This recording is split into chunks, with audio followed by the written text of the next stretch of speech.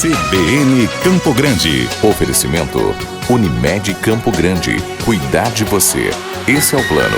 E Centro Universitário Unigran Capital. Somos os melhores. Somos Unigran.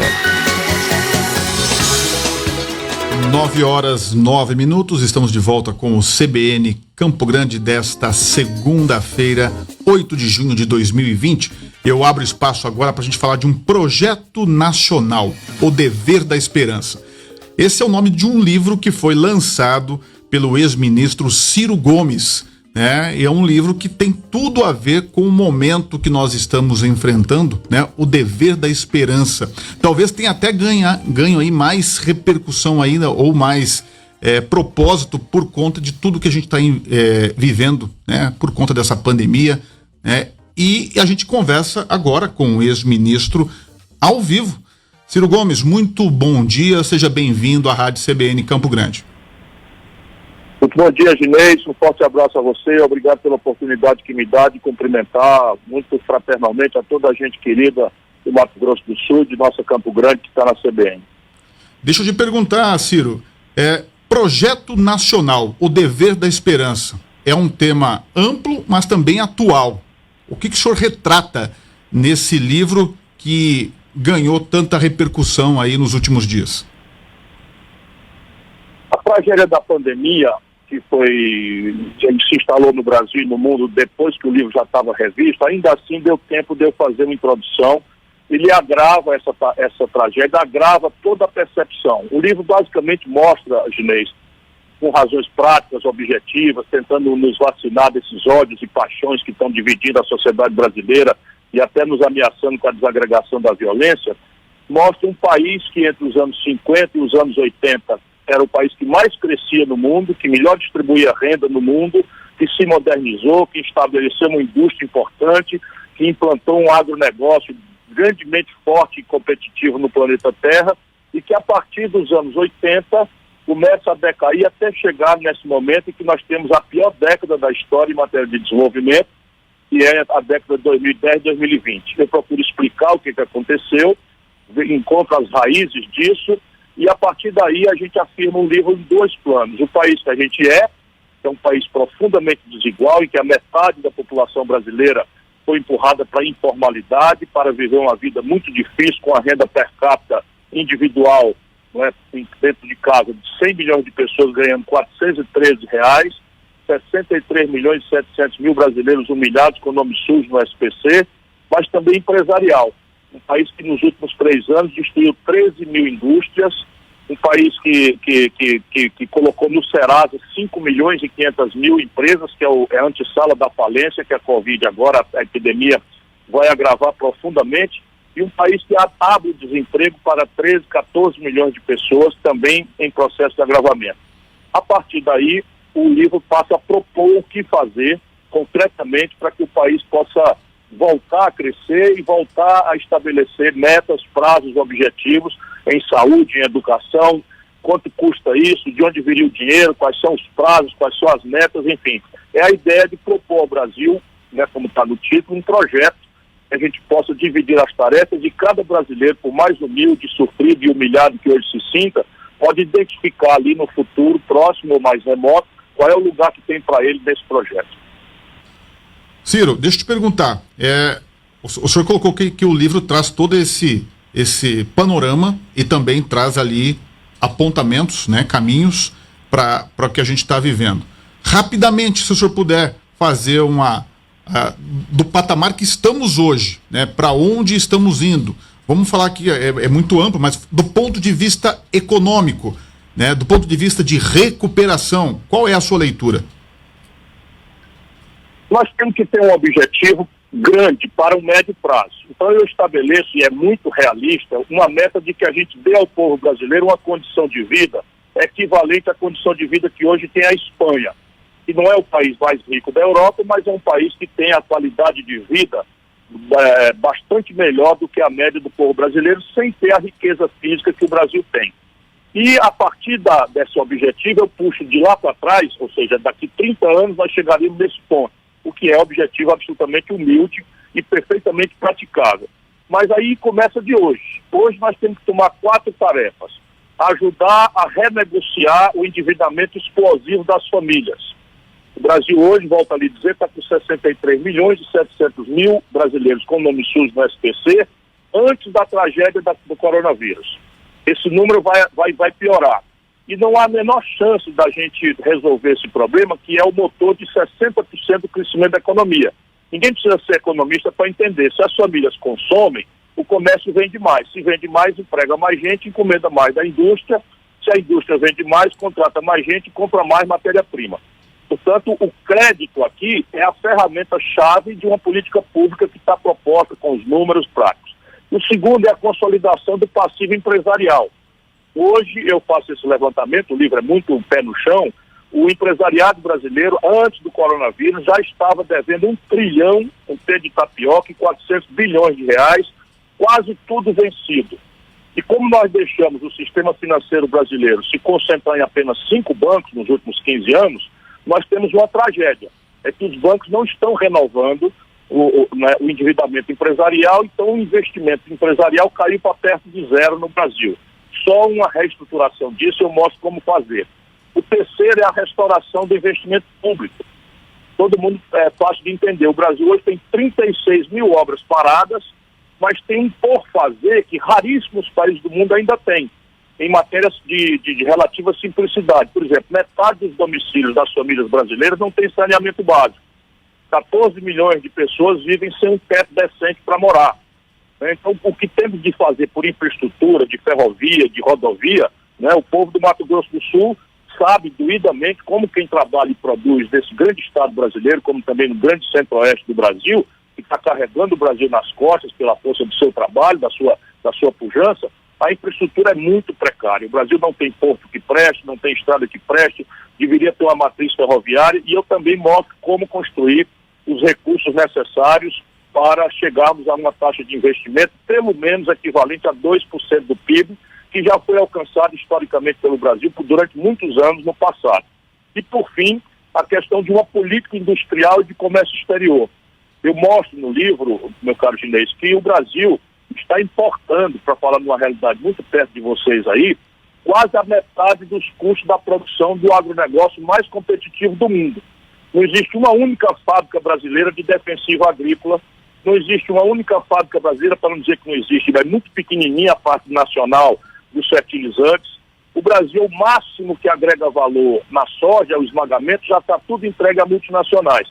Então a gente precisa fazer, para trás e para frente, uma nacionalização, via o Estado, via parcerias, coordenação com a iniciativa privada, para que nós tenhamos economia de dólares e enriqueçamos ainda mais o campo de onde o Brasil está tirando dinheiro para pagar o desequilíbrio nas contas externas.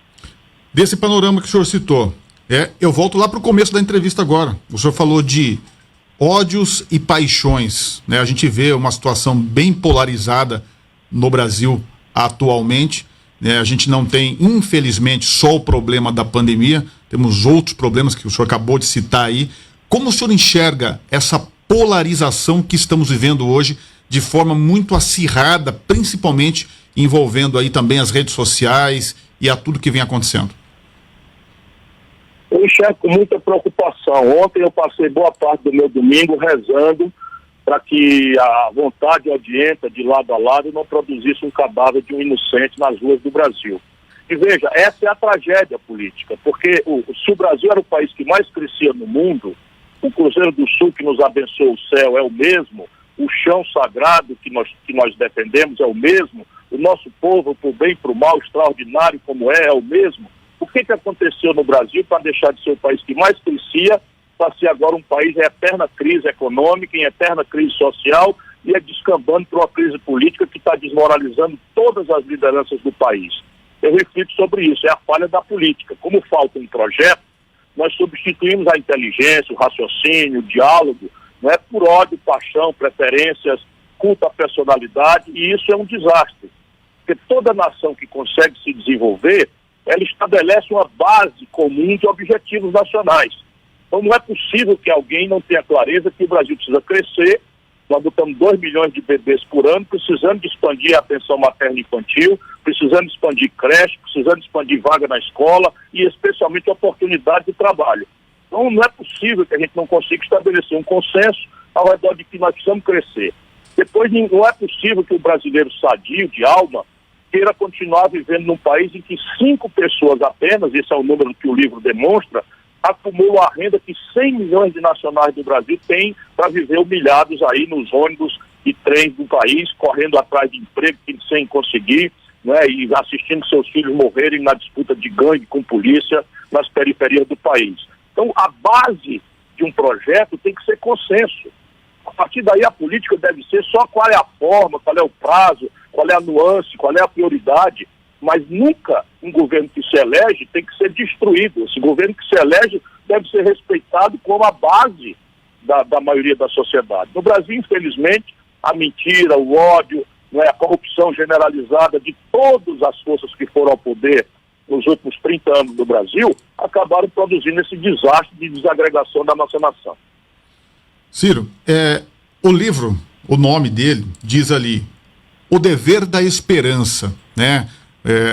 O senhor citou aqui vários problemas, vários desafios que fazem com que a gente perca a esperança. Eu falo com a gente, eu digo população brasileira, né? Quais os motivos que nós teríamos para ter esperança com tudo isso que está acontecendo no ponto de vista de polarização política, o Brasil sucateado em várias áreas, né, com poucas perspectivas em vários segmentos? E por que o dever da esperança? Se a gente esquecer o ódio e a paixão, porque não é só o ódio, não é? Hoje em dia, se o Bolsonaro tirar a roupa, chamar Jesus de palavrão, correr nu na rua, os fanáticos do lado dele acabam defendendo o indefensável. E, infelizmente, os fanáticos do Lula também é a mesma coisa. A corrupção se generalizou no país, o desastre econômico produzido pelo PT, né, quebrou o Brasil, e o fanático do Lula também, o Lula pode andar nu na rua, chamar Jesus de palavrão, enfim, e todo mundo elogia, mito e aplauso e tal. Como é que eu chego à conclusão, juntando a palavra esperança com a palavra dever?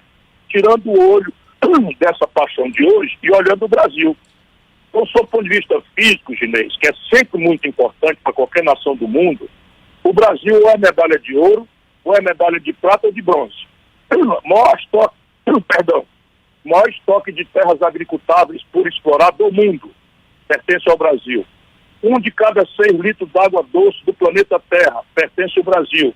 E essa já é a causa de guerras internacionais, como no Oriente Médio, e será a grande causa de guerra nesse terceiro milênio. A água. O Brasil tem o maior estoque de água potável do mundo. Província mineral, a terceira em alguns minerais e a primeira nos minerais mais caros o Brasil tem no seu patrimônio. Petróleo. E eu iria cansar o seu ouvinte se eu mostrasse as condições físicas do Brasil. Nós somos, volto a dizer, ou primeiro, ou segundo, ou terceiro lugar no mundo. Base humana. O Brasil, apesar de todas as contradições, o Brasil é a maior nação mestiça do mundo. Aqui estão experimentando retrocesso, misturando religião com política, mas é um lugar que ainda não se chegou, como em muitos espaços do mundo, à mortalidade, à guerra, ao conflito violento em função de fé, de religião ou de etnia. Nós temos que preservar isso, embora tenhamos que proteger as etnias que são perseguidas, especialmente os negros, os pardos, as populações tradicionais indígenas, que são muito mais discriminadas e vulneráveis. E aí chega a essa conclusão: não há nenhuma razão para o Brasil estar passando o que está passando, a não ser política. Como eu sou um democrata, eu sei que a linguagem da democracia é a política. Então, se a gente der oportunidade ao povo brasileiro preservar o calendário, né, votar uma vez, votar 2, votar 3, acertar e receber de volta um bom governo, errar e aprender a lição, nós certamente voltaremos a ser um país para o mundo inteiro admirar. Ciro, eu já estava aqui encerrando, mas chegou uma pergunta aqui pelas nossas redes sociais. Tem centenas de pessoas acompanhando a nossa live, né, pelo Facebook também. E o Danilo, ele pergunta o seguinte, e eu me permito passar essa pergunta para você. Eu queria saber como o Ciro enfrentaria o monopólio do sistema bancário e como também diminuir os interesses colonialistas do capital externo. São 2 gravíssimas e arriscadíssimas tarefas, e a gente precisa ajudar todo o povo brasileiro a entender isso.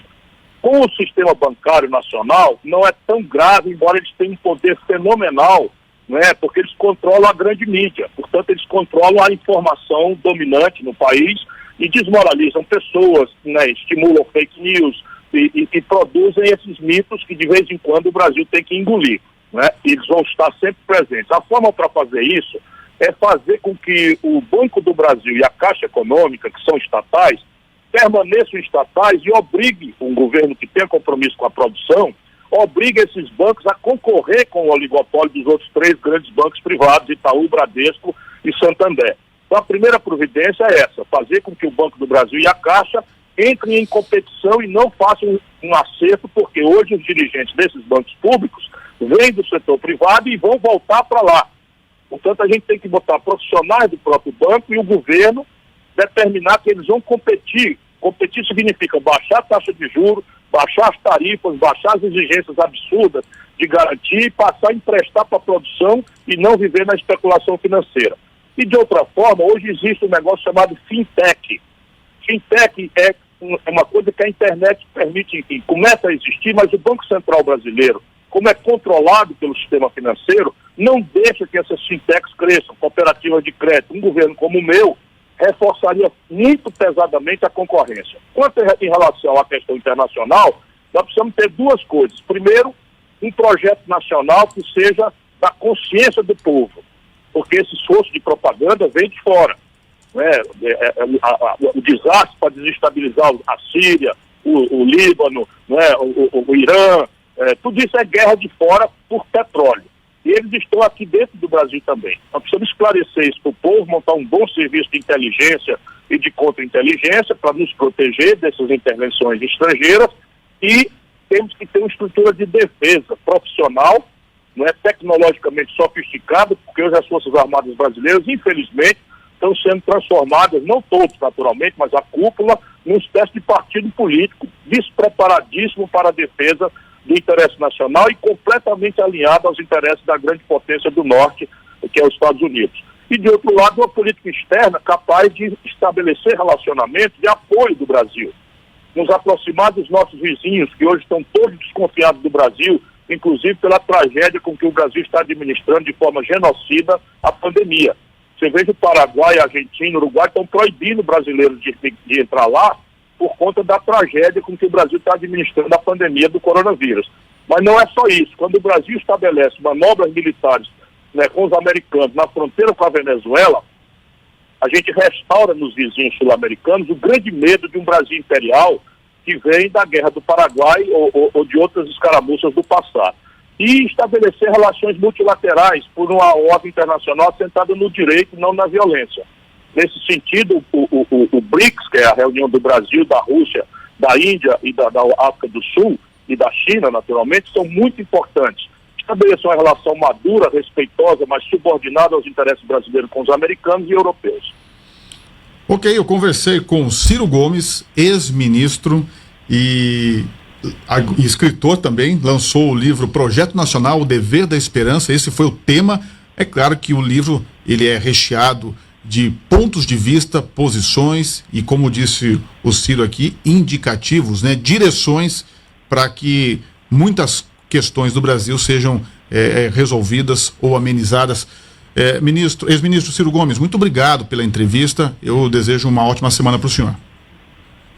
Muito obrigado a você. Me permita abraçar mais uma vez a toda a gente querida do Mato Grosso do Sul, de Campo Grande, na pessoa do meu irmão, Dagoberto Nogueira, que é nosso companheiro aí, que carrega a minha bandeira aí. Muito obrigado, um bom dia para o senhor. CBN Campo Grande. Oferecimento Unimed Campo Grande. Cuidar de você. Esse é o plano. E Centro Universitário Unigran Capital. Somos os melhores. Somos Unigran.